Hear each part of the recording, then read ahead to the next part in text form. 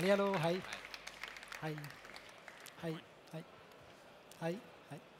Hallihallo. Hi. Hello. Hallo.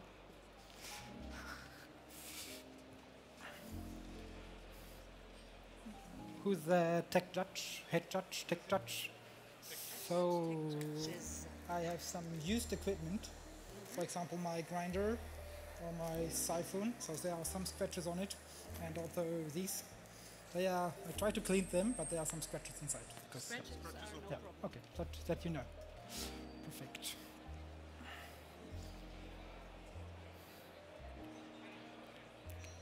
All comfortable? All good? Perfect. So, this is my time. Welcome to a historic place.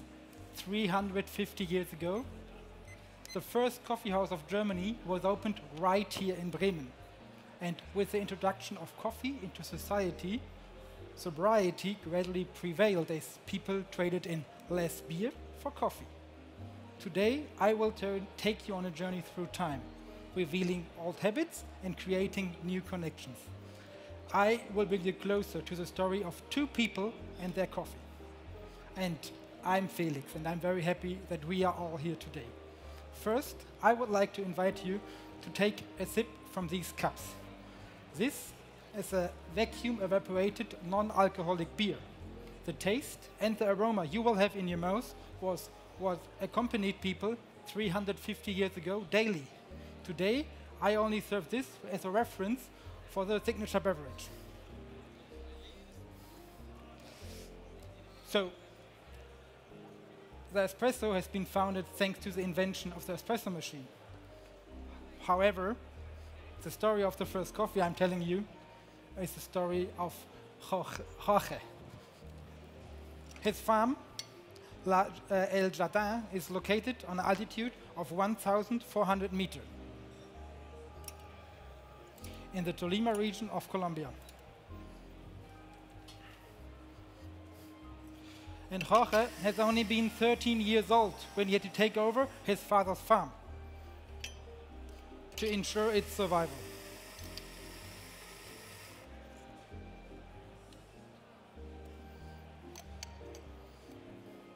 Jorge is cultivating a geisha variety, which you will taste in a beautiful elderflower aftertaste today.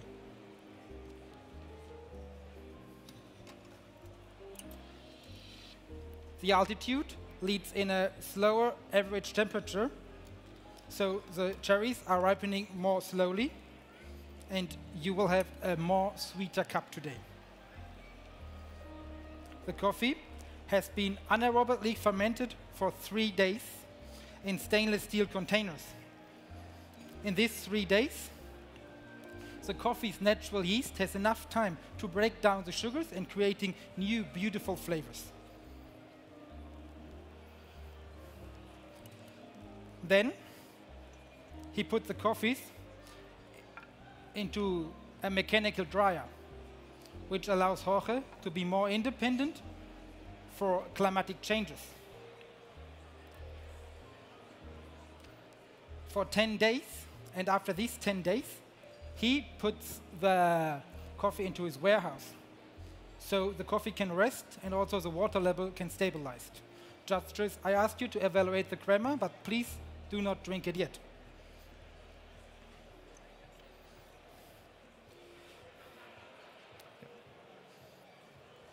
So I like you to write down the taste description for this coffee. You will find flavors of sweet passion fruit, white grape, strawberry, and elderflower. You will have a medium sweetness, a medium acidity, a light bitterness, and a long-lasting aftertaste of these elderflowers. And the body is creamy and medium. So, before you now take your first sip, I like to remind you, Jorge has been 13 years old when he had to take over his father's farm.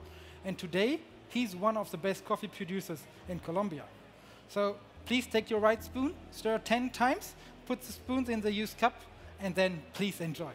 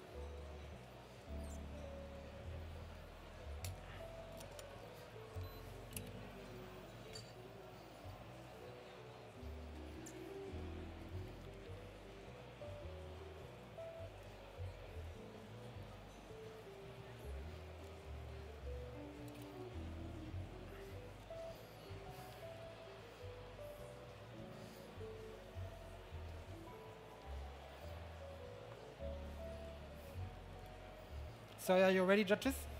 No? So take your time.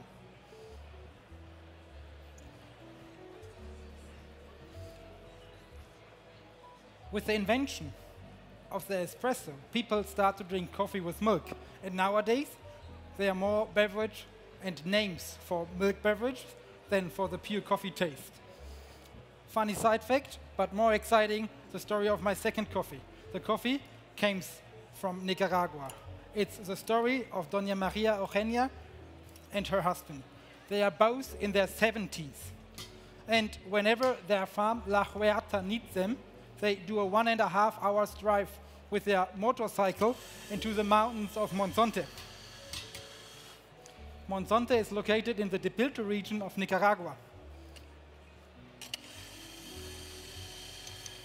The altitude of 1,400 meters is quite high for Nicaragua. So this creates a very unique taste profile, which is very sweet and floral.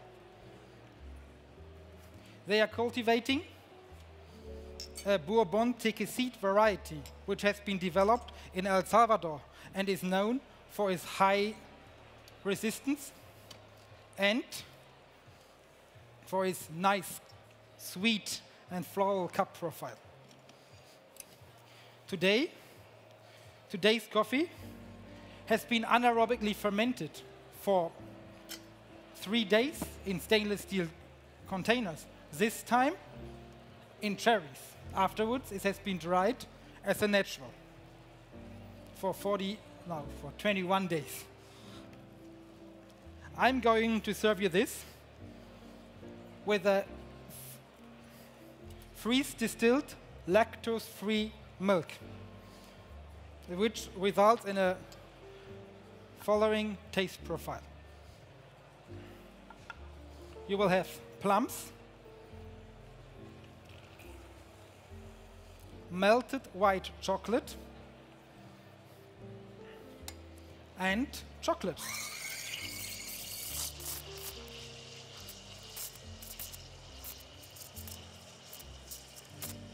The milk I steam to a temperature of 50 degrees Celsius, so it has the perfect drinking temperature for you to drink.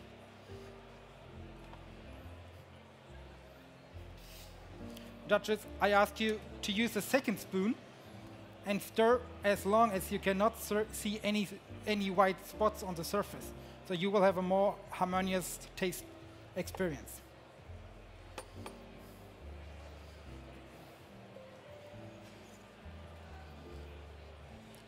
So 3 weeks ago, I was in Nicaragua and cupped this coffee. And I was impressed, not only by Doña Maria's story, but also how lovely and devotedly she's managing her father's farm to hold his memory alive. So I don't know if I mentioned, I'm serving you it with 50 milliliters. Please enjoy.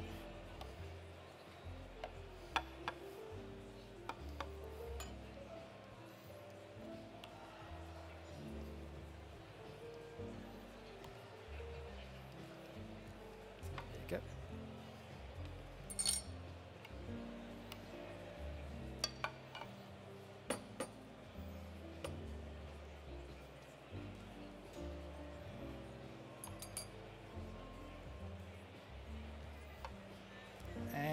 Please enjoy.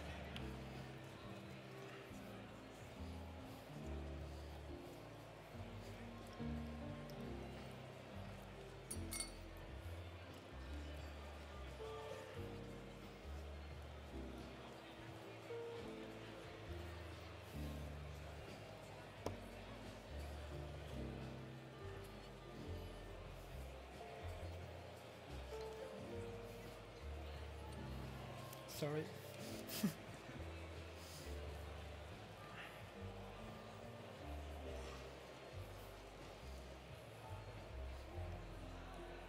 So in the last minutes, we heard so many different stories, and we tasted so many different coffees. And for my last drink, I want to bring everything together. So I have here 2 shots of Jorge's washed geisha, Same recipe as for the espresso course. 20 grams in, 48 out. 2 shots of Doña Maria's Bourbon Tequisite.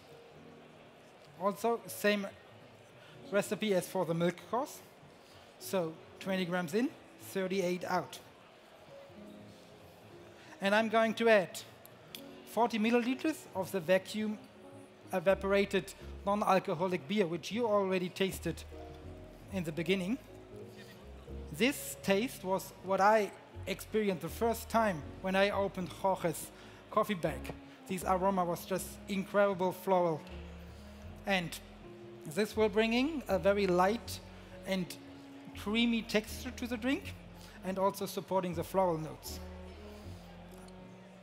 2 days ago, I did a raisin cordial by adding 50 grams of raisins with 50 grams of sugar together with 100 grams of water and 100 grams of verjus.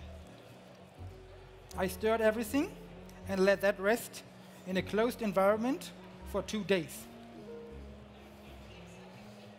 Then I filtered everything, and here I have 50 grams of it.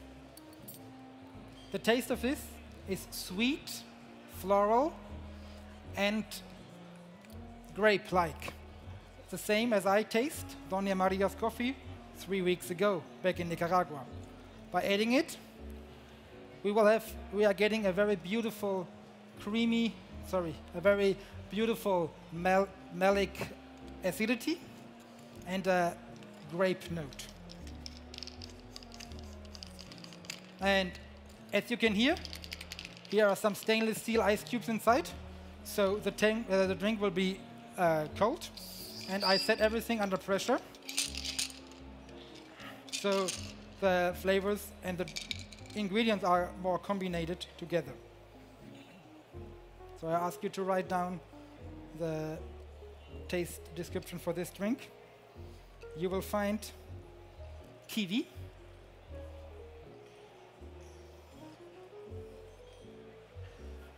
raspberry,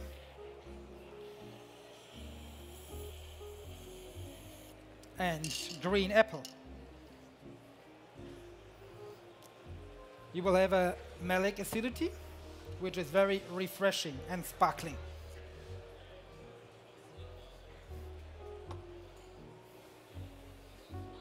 And you will have a apple-like sweetness. Judges, I ask you to wait until I serve you the drink until I finish my presentation, before you have your first sip.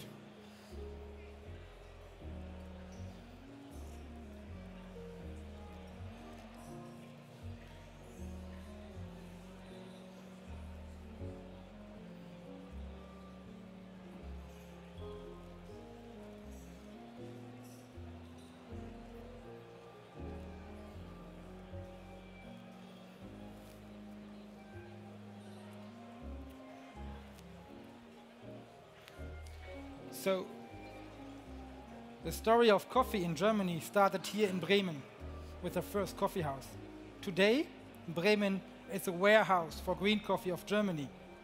But what we often forget is the people producing the coffee. And we all here, but also all people everywhere drinking coffee, should always have in mind how many people worked for these drinks. So please enjoy my last drink. And I'm very happy that you have been here today.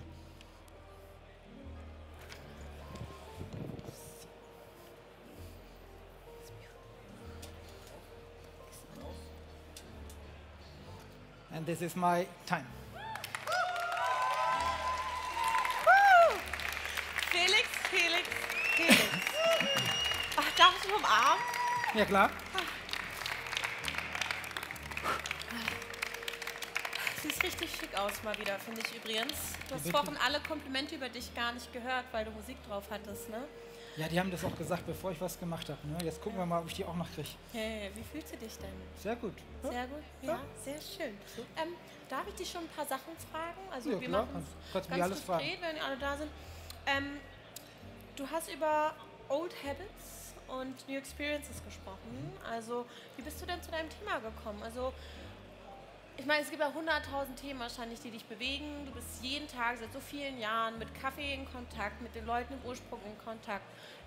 Du röstest, du schulst, du weißt Bescheid. Wie hast du dich jetzt auf dieses Thema fokussiert? Also tatsächlich war das der Ort, also Bremen. Ja.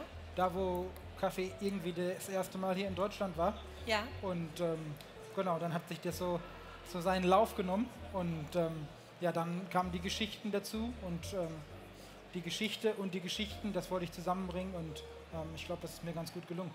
Die Geschichte und die Geschichten, das ist doch richtig schön. Leute, ich muss auch immer wieder sagen, ich finde das so krass, wie man nicht nur sein Handwerk hier beherrscht, sondern wie viel Mühe man sich auch gibt, Themen zu präsentieren, die einem wichtig sind. Ich finde, das hast du sehr stark gemacht.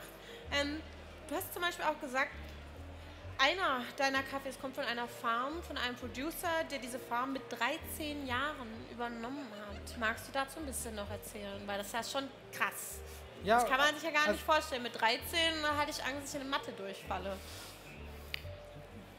Ja, das ist halt so, ne? Also wir machen uns Sorgen, ob wir in Mathe durchfallen oder nicht, aber in vielen Ländern, wo Menschen Kaffee produzieren und Kaffee anbauen, da ist es Armut, ne? Ja, klar. Entschuldige. Danke, danke. Danke. So, zum vorletzten Mal für heute nochmal einen Riesenapplaus für unsere Juroren für Barista. Danke. Meine Güte, sind das viele. Auch alle hier in ihrer Freizeit haben sich Urlaub genommen, um Leute wie Felix Hohlmann jetzt hier auf dieser Bühne zu bewerten irgendwo auch, ne? Also, erzähl noch gerne weiter. Ja, also wir oft vergessen das, damit wir leckeren Kaffee trinken können, dass ganz oft Kaffee angebaut wird, wo Menschen arm sind. Ja.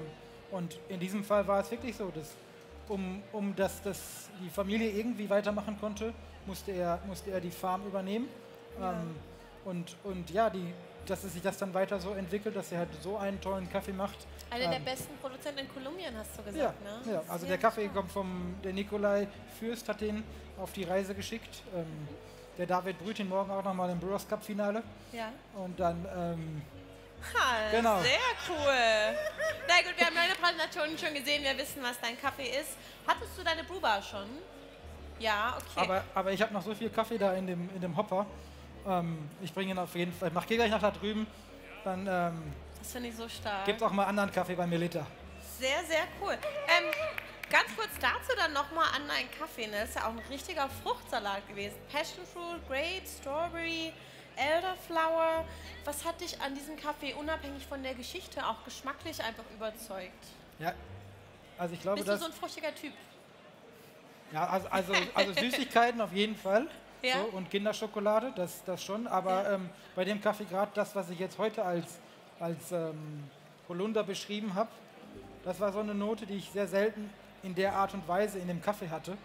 Und das war so von vorne weg so geil. Sehr cool. Ja. Also ich sehe leider schon wieder, die nächsten Juroren stehen bereit. Hier drüben ist auch aufgebaut. Zu unserem nächsten Latte Art Competitor werde ich später noch mehr erzählen. Erstmal nochmal einen Riesenapplaus für Felix. Vielen Dank für deine Performance. Die richtige Person nach vorne bitten auf dem 6. Platz. Okay, also nach vorne kommen. Dem 6. Sich Platz. richtig doll feiern lassen. Auf dem 6. Platz. Verrät es Benjamin. Ja, ich bin dran. Das ist der Pascal Brecht.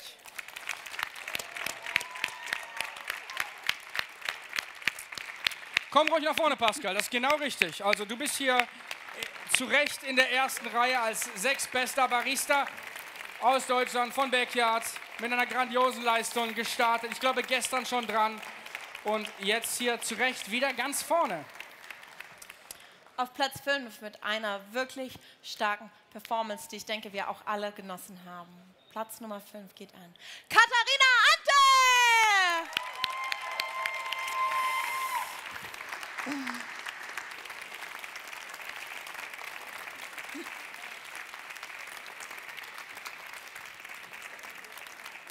Da trefft ihr euch genau. Gebt euch ein bisschen Liebe, ihr dürft auch zusammen stehen bleiben und zusammen euch freuen über eure super Platzierungen, während wir zum 4. Platz kommen. Auf dem 4. Platz Ein erfahrener Mann, ein wunderbarer Botschafter, ein toller Barista, angereist aus Mainz. Es ist Paul Bonner!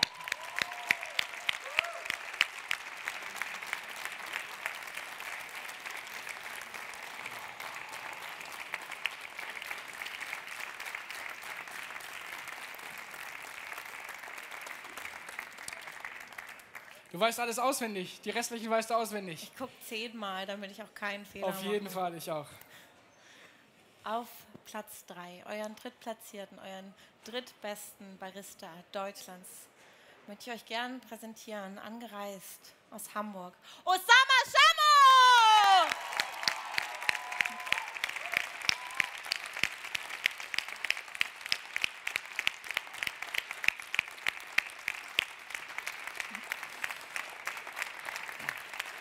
Kommt doch alle noch einen Schritt zu uns rüber. Dann sehen wir euch. Ne, ruhig hier ein bisschen mehr nach da, genau. Wenn ihr dann gleich weiter noch nach vorne tretet. Wir haben den dritten gefunden, das ist der Osama. Aber wir wollen natürlich noch wissen, wer Zweiter und Erster ist. Auf dem zweiten Platz, mit einer unglaublichen Leistung, mit einer langen Anreise, ist die Anja Fürst.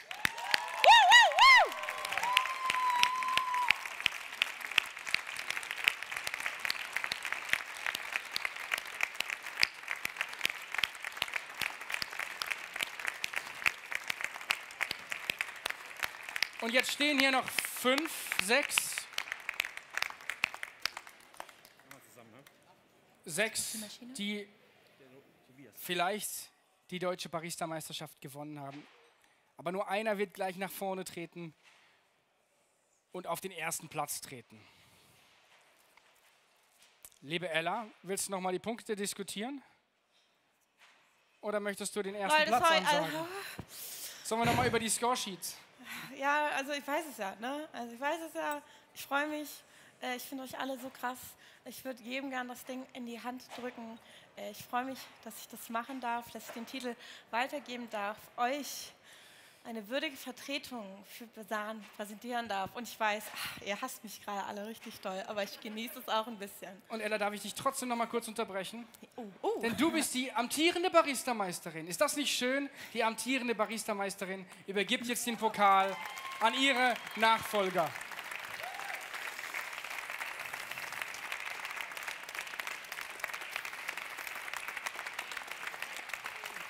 Leute, ich ziehe meinen Hut. Ich freue mich so doll, überreichen zu dürfen, diesen Preis an Felix Hohlmann! Yes, Digga! Das krieg ich nicht hin.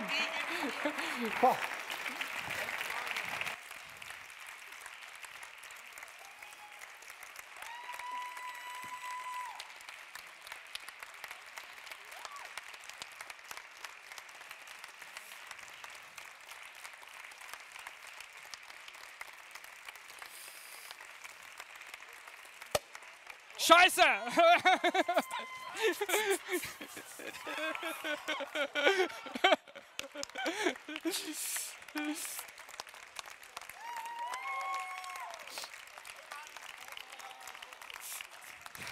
liebe Leute, feiert unseren neuen Deutschen Baristameister, feiert alle unsere neuen Meister, alle, die teilgenommen haben.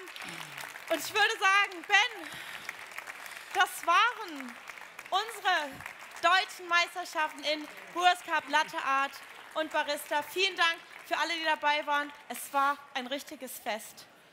Und von meiner Seite aus erstmal tschüss.